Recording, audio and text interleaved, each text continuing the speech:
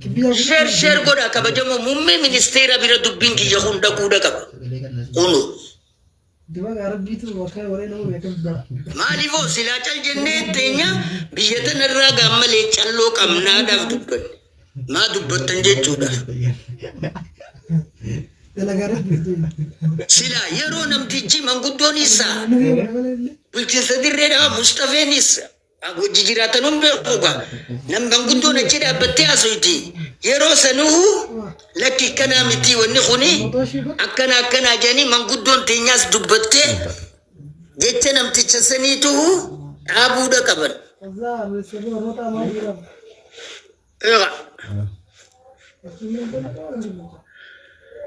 Kuni asumattiin irraa isinii galaatii akkasumatti gaa injifannaan keenya awwaan irra gammadeetiin akkan ta'uu dhabeeti.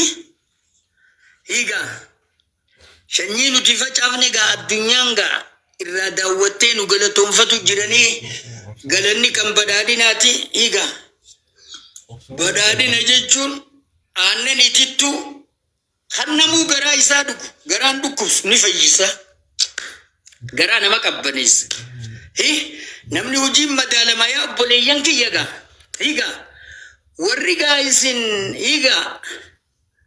warri gaa gareetaan gaa barmaarree jettanii gaa sooshaal miidiyaa irraa gaa onneen gaa gartee hoy namuuni jaa lallalal qalaasa tokko laastika kashkashee laastika tokko gartee sunillee faayidaa wayii keessa kaayatani mee sanuma bu'aa buufnee san hojjenne jaati as kenna maaliin duuba namni akkamitti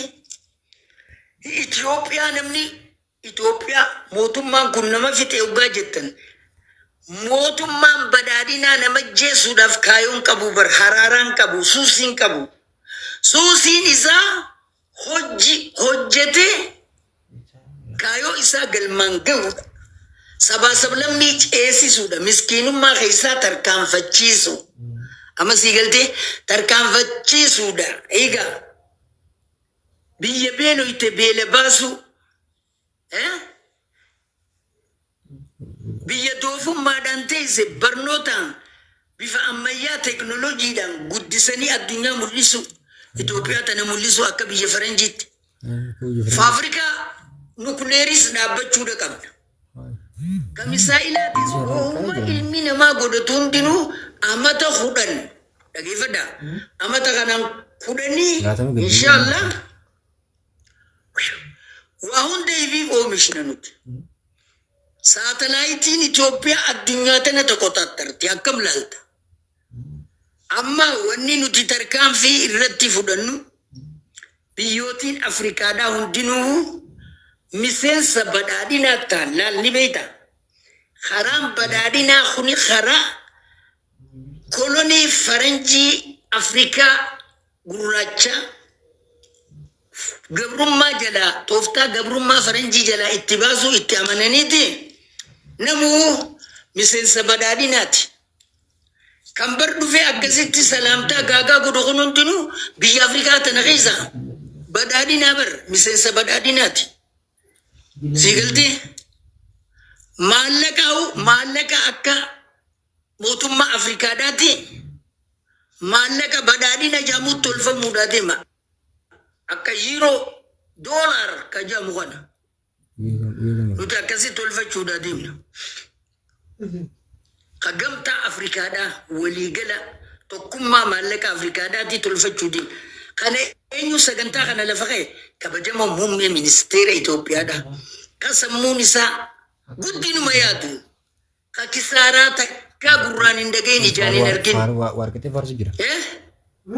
Akka jaltuu boqqolloo lakaakkatee gaararra taa'ee boqqolloo nyaachaadha.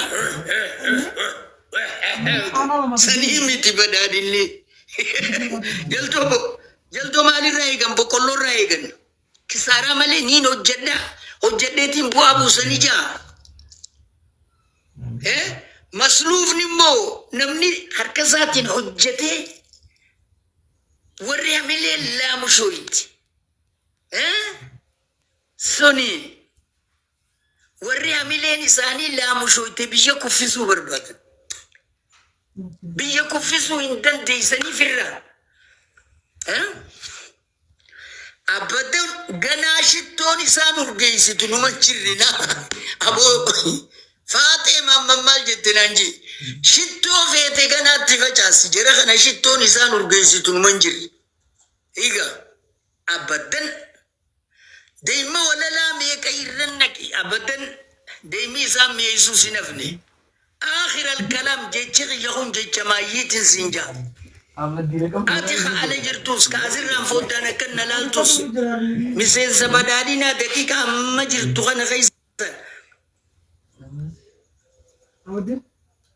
هجي براتشو دابر بدارينا جيجون هججو هجتي إف جيجيرتي بيجي جيجيرو نمني فين جيجيرين بيجي جيجيرو اندندو dura iftee jiraadhu sammuutee dhugaattiimi. Sammuutee hijibarraa bilisoomsi dura wala boomsi. Olola sobaa hoggaa dhugoomsitu. Higaa dura rabbiin na jajaa hin beeytu laal. Silaa bar namni rabbirraa qaanfatami rabbirraan qaanfattu namarraan qaanfattu. Sammuun tee hattuudha.